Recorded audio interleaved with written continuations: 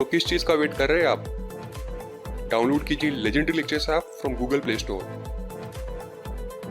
आपने उदाहरण में देखा होगा कि आपके क्लास में जितने बच्चे हैं उनके जो कान हैं, उनके कान का नीचे वाला जो भाग है कुछ बच्चों के अंदर चिपका हुआ होता है, कुछ बच्चों में फ्री होता है। अगर आप सब बच्चों का स्टडी करें तो कुछ के कान नीचे से बिल्कुल फ्री होंगे और नीचे से कुछ के बिल्कुल जुड़े हुए होंगे। मतलब ये वेरिएशन हम बिल्कुल बहुत स्पष्ट रूप से देख सकते हैं। प्लांट्स में भी ऐसे वेरिएशंस आते हैं जिसमें फ्लावर का कलर या फ्लावर के जो पेटल्स है उनकी लेंथ या सेपल्स की लेंथ या उसके सीड की शेप हल्की सी बदली हुई नजर आती है।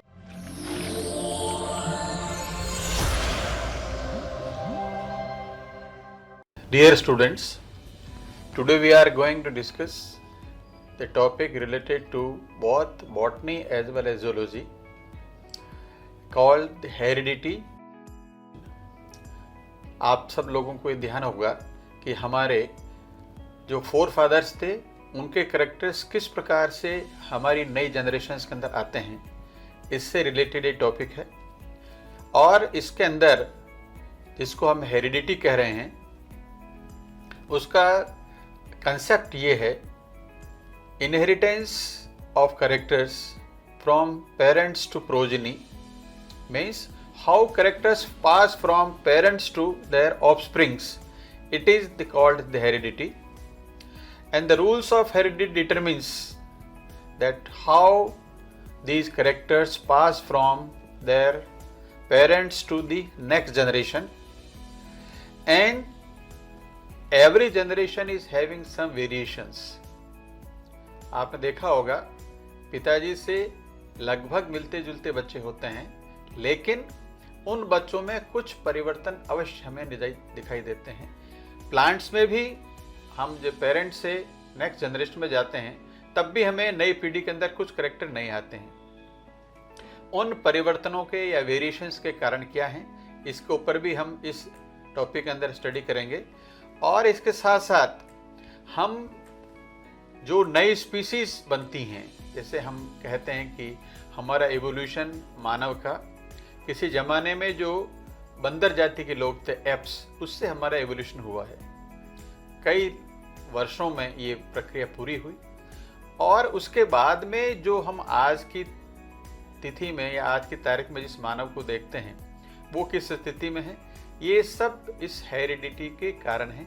और इनहेरिटेंस में या जो करेक्टर्स ऑफस्प्रिंग्स अपने में लाते हैं उनमें परिवर्तन क्यों होते हैं, उसके पीछे भी कारण है।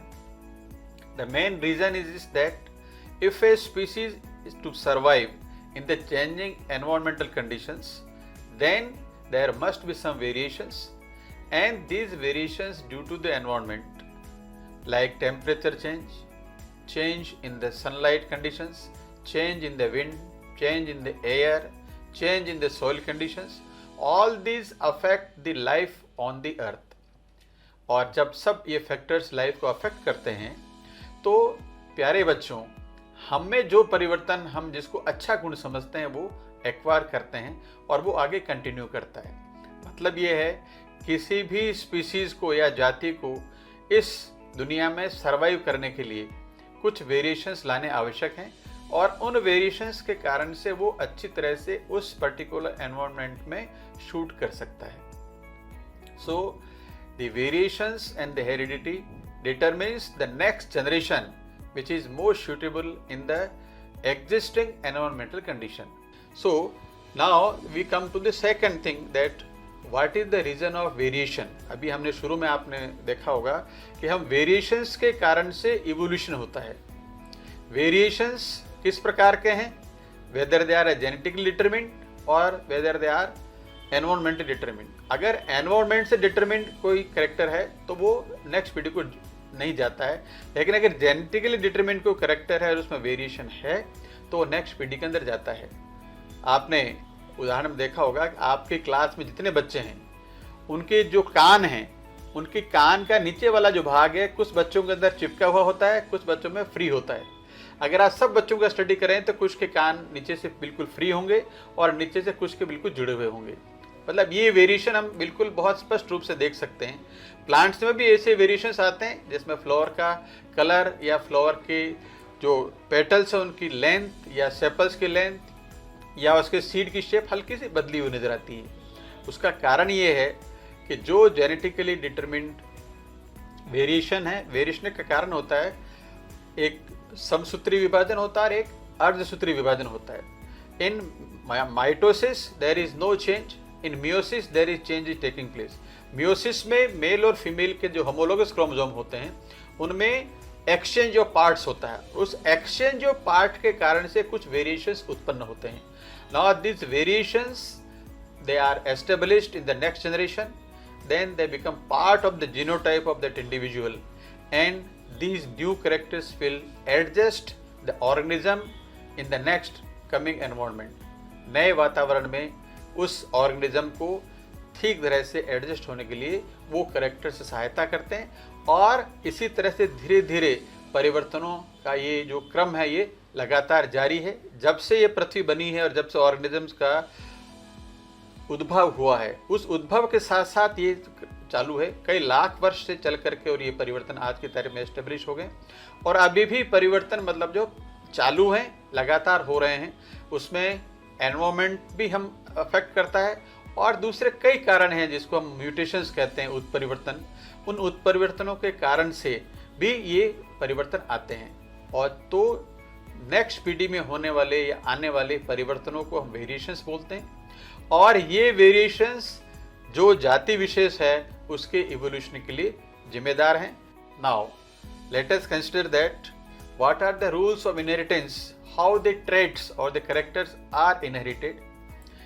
You know that in every organism there is a cell and in this cell the controlling is done by the nucleus in the cell, and in the nucleus are present chromosomes which carry genes from one generation to the other. Chromosomes are thread-like structures present in the nucleus, and these chromosomes are made up of the genetic material. आनुवंशिक पदार्थ जिसको हम कहते हैं DNA जो कहलाता है, DNA की पूरी फॉर्म है डीऑक्सीराइबोन्यूक्लिक एसिड। ये डीऑक्सीराइबो शुगर और उसके साथ में मतलब जो है न्यूक्लियोटाइड से बना हुआ होता है और यही डीएनए अधिकांश जीवों का जेनेटिक मटेरियल है। In some of the plants the genetic material in addition to DNA it is in the form of the new that is known as RNA, ribonucleic acid. Just like in viruses, this RNA is the genetic material. So DNA, which is the main genetic material of all organisms, it carries information from one generation to the other. All characters are inherited through the DNA. So now we must be very clear in our mind that who is carrying the information from one generation to other? It is the DNA which is the genetic material. पहला concept हमारे दिमाग में बिल्कुल clear होना चाहिए कि एक पीढ़ी से दूसरी पीढ़ी में जो कैरेक्टर्स जाते हैं वो ले जाने वाला डीएनए है। डीएनए जो जेनेटिक मटेरियल है जिसको हम न्यूक्लियोटाइड कह रहे हैं, डीएनए से पहले मैसेंजर आरएनए एमआरएनए बनता है जिसको हम ट्रांसक्रिप्शन बोलते हैं और एमआरएनए से स्पेशल टाइप का प्रोटीन बनता है और वो ही प्रोटीन कैरेक्टर डिटरमिन करता है। इस पूरी प्रक्रिया को the whole process of formation of protein from mRNA and from mRNA from DNA, so DNA to mRNA transcription and from mRNA special type of protein is transcribed that is known as translation. So transcription and translation, these are the two processes involved in controlling the various characters through the protein formation. So the protein synthesis is controlled by DNA and these various types of the proteins then control the characters which are expressed due to next generation. Now let us consider that what is the transcription. पहली प्रक्रिया है DNA से mRNA बनना जिसको हम transcription बोल रहे हैं। दूसरी प्रक्रिया है एमआरएनए से प्रोटीन बनना जिसको हम ट्रांसलेशन बोलते हैं। ट्रांसक्रिप्शन ट्रांसलेशन ये दोनों ही प्रक्रियाएं डीएनए के बाद में होती है और इसको किसी ज़माने में पहले हम और आज भी कहते हैं central dogma of the biology. ये ऐसी प्रक्रिया थी जो ही पूरी लाइफ को कंट्रोल कर रही थी। तो अब हम जानना चाह रहे हैं कि ये जो पर्टिकुलर टाइप के प्रोटीन हैं जो हम देखते हैं जिसे कैरेक्टर्स कंट्रोल होते हैं, इसके पहले आप लोगों को एक ध्यान होना चाहिए कि कितना पार्ट डीएनए का ऐसा है जो एक प्रोटीन बनाता है। डीएनए का इतना लंबा हिस्सा जो एक प्रोटीन बना सकता है उसको हम जीन बोलते हैं। Gene is that part of DNA which gives sufficient information in form of mRNA for the synthesis of a particular type of protein। तो पहला हमारा जो सबसे महत्वपूर्ण फैक्टर है इसको हम बोल रहे हैं जीन। जीन डीएनए का पार्ट है जो एक प्रोटीन बनाता है, बहुत सिंपल शब्दों में। और जितने प्रकार के जीन्स किसी ऑर्गेनिज्म से प्रेजेंट हैं उसको उसका जीनोटाइप बोलते हैं। That part which is present in the nucleus and types of genes present in an organism is called as its genotype। Second, हमने अभी बताया कि जीन्स से कैरेक्टर्स कंट्रोल होते हैं। जैसे हमने देखा कि मान लो कोई पौधा लंबा है या कोई पौधा बोना है, one plant is tall, another is dwarf, then the genes which are expressed in form of the physical appearance of an organism, that is called as phenotype। So first genotype, types of the genes present in an organism, phenotype, physical appearance of an organism। Now these genes which we are considering now are always in pairs। Genes are present in pairs means if suppose there is a gene for length of the plant, then it will be having two genes, either the tallness capital T or the small t for dwarfness। Either the genes may be similar capital T और small t। लेकिन जब कभी दो ऐसे plants आपस में cross करते हैं तो फिर उसमें उसका genotype capital T small T हो जाता है, क्योंकि दोनों प्रकार के जीन एक साथ आते हैं। तो पहली चीज जीन्स क्या है ये समझ में आना चाहिए। फिर दूसरा कंसेप्ट हमारे दिमाग में आना चाहिए कि जीन्स हमेशा पेयर्स में होते हैं, युग्म जिसको बोलते हैं हिंदी में, पेयर्स में होते हैं। और दो जो जीन हैं एक पेयर के, उसमें से एक मेल पेरेंट से आता है और दूसरा फीमेल पेरेंट से आता है। जब क्रॉस करते हैं तो दोनों वापस पेयर में हो जाते हैं। जब रिप्रोडक्शन होता है उस वक्त में जर्म सेल्स के अंदर, जिसको हम जनन कोशिकाएं कहते हैं, जनन कोशिकाओं में डिवीजन होता है और उससे उनके जीन्स की संख्या आधी हो जाती है, जिसको हम हैप्लॉइड बोलते हैं। हैप्लॉइड एक ऐसी संज्ञा है जिसमें कह सकते हैं a complete set of genes is known as the haploid condition, जिसको हम स्मॉल लेटर एन से डिनोट करते हैं। और किसी भी ऑर्गेनिज्म के अंदर जो डाइप्लॉइड है उसको हम हमेशा 2n से मतलब जो है बताते हैं। The diploid condition is depicted by 2n, by the haploid condition known as n। Diploid में दो सेट होंगे जीन्स के, हैप्लॉइड में एक सेट होगा जीन्स का। तो हम हैप्लॉइड डाइप्लॉइड। अब हमारे पास में आता है कि क्या इस प्रकार के जीन्स जो कैरेक्टर्स को कंट्रोल करते हैं किस प्रकार से एक पीढ़ी से दूसरी पीढ़ी में ट्रांसफर होते हैं, how they are transferred from one generation to another. बच्चों, आपको जान करके ताजुब होगा कि इस प्रकार की स्टडी को कि कैसे जीन्स पेरेंट्स से ऑफस्प्रिंग में जाते हैं नेक्स्ट पीढ़ी में, इसको अध्ययन करने वाला जो वैज्ञानिक था वो बॉटनिस्ट नहीं था, जूलॉजिस्ट नहीं था, वो एक मैथमेटिशियन था। उसका नाम था ग्रिगोर जॉन मेंडल, जो ऑस्ट्रियन मोनेस्ट्री के अंदर एक मैथमेटिक्स का टीचर था। लेकिन उसने, आपके सूचनार्थ बता दूं कि जो मटर जिसकी सब्जी हम खाते हैं उस मटर के ऊपर हमारे एक्सपेरिमेंट किए। इस मटर को हम बोलते हैं बॉटनी में पाइसम सटाइवम।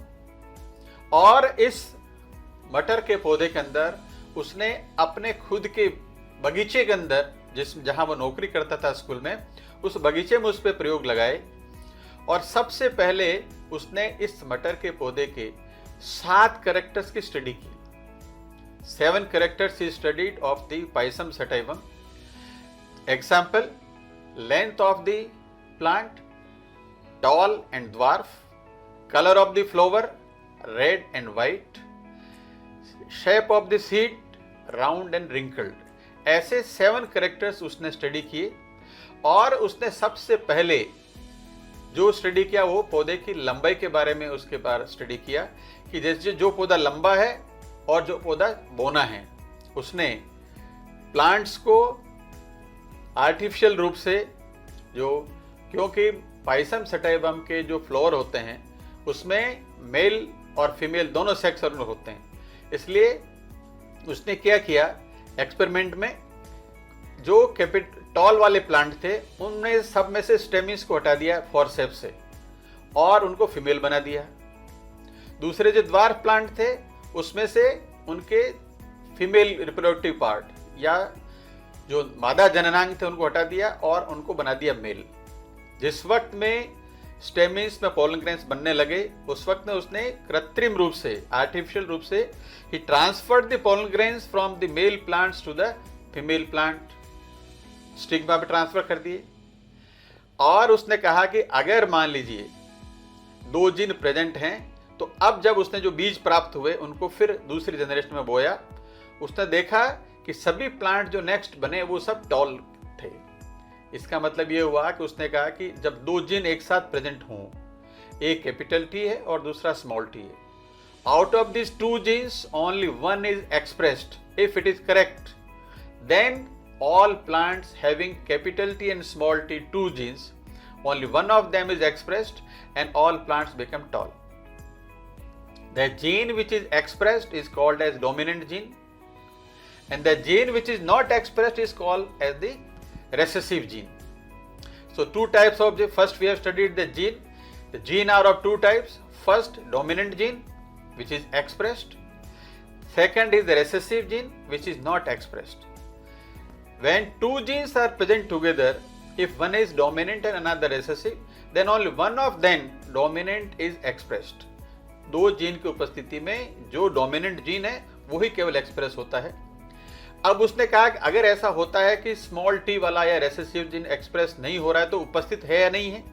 जब उसने वापस दूसरी पीढ़ी का एक्सपेरिमेंट किया, उन सीड को जब बोया तो उसके अंदर देखा उसने कैपिटल टी स्मॉल टी को कैपिटल टी स्मॉल टी से उसने क्रॉस करवाया और उसने देखा कि जो 4 प्लांट आए उसमें से 25% कैपिटल टी कैपिटल वाले और 50% कैपिटल टी स्मॉल टी वाले और 25% स्मॉल टी वाले, मतलब हमारे पास रेशियो आया कैपिटल टी वाले 3 और स्मॉल टी कैपिटल टी वाले मिलाकर के 3 75% और स्मॉल टी वाले केवल द्वार्फ 25%। तो इसको हमने बोला F2PD, सेकंड फीलियल जनरेशन, द्वितीय पुत्री पीढ़ी। उसमें जो रेशियो हमारे पास फिनोटाइपिक आया उसका रेशियो था 3:1। अगर ये करेक्ट है तो मेंडल ने इसके अनुसार फिर जो पहला नियम बनाया, मेंडल्स लॉज ऑफ इनहेरिटेंस जिसको अपन बोलते हैं, मेंडल के आनुवंशिकता के नियम, उसका पहला नियम का पहला पॉइंट अगर अपन पढ़ना चाहें तो पहले कह सकते हैं number 1, genes are in pairs, gene हमेशा युग्म में होते हैं। Number 2, genes separate when the gametes are form, मतलब कैपिटल टी स्मॉल टी या कैपिटल टी में से जब गैमेट बनते हैं तो याद एक ही जीन जाता है। 1 gene pass from a pair to 1 gamete and another pass on to the second gamete। तो अगर ऐसा होता है कि गैमेट बनते समय 2 जीन एक दूसरे से अलग हो जाते हैं, then the F2 ratio must be in phenotypic ratio will be 3:1, जैसा हमने अभी देखा। This phenotypic ratio which we obtained 3:1, it proves that 2 genes of a pair segregate from one another and pass on to the separate gametes। इस पहले नियम को Mendel ने बोला, जो पहला कैरेक्टर मतलब पहले नियम का पहला पॉइंट है उसको अपन बोलते हैं लॉ ऑफ डोमिनेंस, दो जीन में से केवल एक ही एक्सप्रेस होता है। नंबर 3, जो दो जीन अलग अलग होते हैं तो हमारे पास F1 को F1 से क्रॉस कराने पर, क्रॉस कराने का मतलब यह है कि हम मेल प्लांट से पोलन ग्रेन्स फीमेल प्लांट की स्टिग्मा में ट्रांसफर करते हैं और उससे प्राप्त जो बीज हैं जब उनको उगाते हैं तो हम उसको F2PD बोलते हैं। तो F1PD मतलब फर्स्ट फीलियल जनरेशन, प्रथम पुत्री पीढ़ी, F2 जनरेशन द्वितीय पुत्री पीढ़ी। अब हमारे पास में F2PD का फिनोटिपिक रेशियो आया 3:1। मेंडल ने जब ये देखा कि अगर दो जीन सेपरेट होते हैं तो मैथमेटिकली पहले उसने एक चेकर बोर्ड सिस्टम बनाया और उसे प्रूव कर लिया गणितिक रूप से कि 3:1 रेशियो आना चाहिए अगर मान लो अलग होते हैं तो। When he saw the same in the next experiment that the phenotypic ratio was about 3:1, then he said that two genes are separating during gamete formation, that is known as the law of segregation.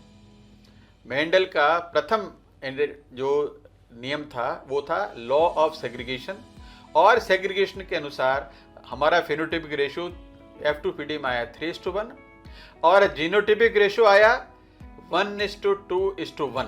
एक capital T वाला, दूसरे दो plant capital T small T वाले, और एक plant हमारा plasma है small T वाला।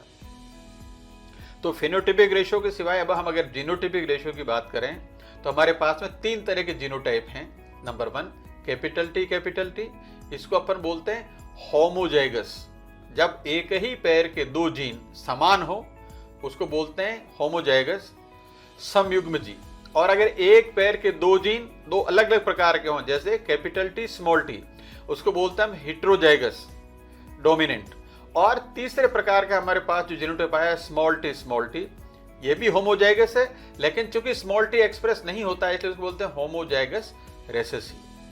तो आपने अभी हम जो डिस्कस कर रहे थे उसमें देखा कि मेंडल का जो इनहेरिटेंस का पहला नियम है, रूल है, the first law of the Mendel's, that is the law of inheritance, is the law of segregation, and according to this law two genes are present together, then they separate during gamete formation and pass on to the separate gametes, and these gametes when fused together then in the F2 ratio we find 3:1 phenotypic ratio and 1:2:1 is the genotypic ratio।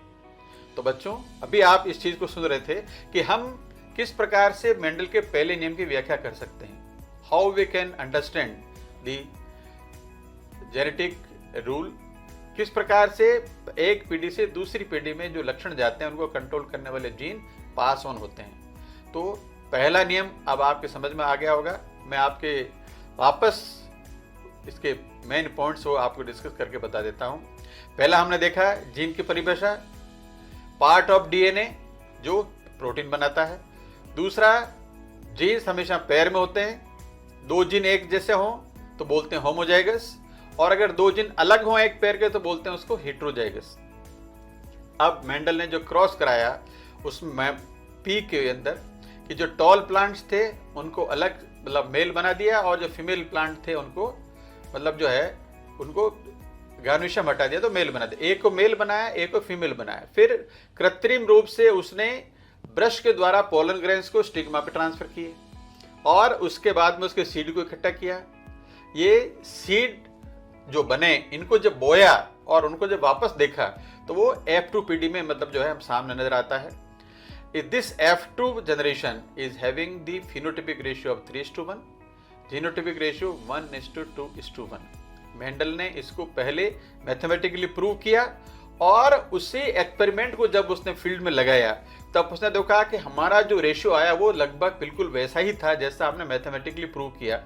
तब उसने इस law को बताया कि Mendel का पहला नियम ये है कि लॉ ऑफ सेग्रीगेशन, जीन्स अगर पैर में प्रेजेंट हैं, मेंडल ने कोई मतलब जो है जेनेटिकली किसी माइक्रोस्कोप के अंदर कोई जीन नहीं देखा, उसने मैथमेटिकली एक हाइपोथेसिस दिया कि जीन्स पैर में होना, जीन्स हैं नंबर 1, नंबर 2 जीन्स पैर्स में है, नंबर 3 अगर पैर में जीन है तो गैमेट बनते समय दोनों अलग अलग होते हैं, और जब वापस दोनों एक साथ आते हैं तो ये 3:1 का रेशियो F2PD में प्राप्त होता है। Mendel proved it practically seeing that in the garden pea, All these characters are following the same rules in all the 7 characters he studied, and then he formulated the first law.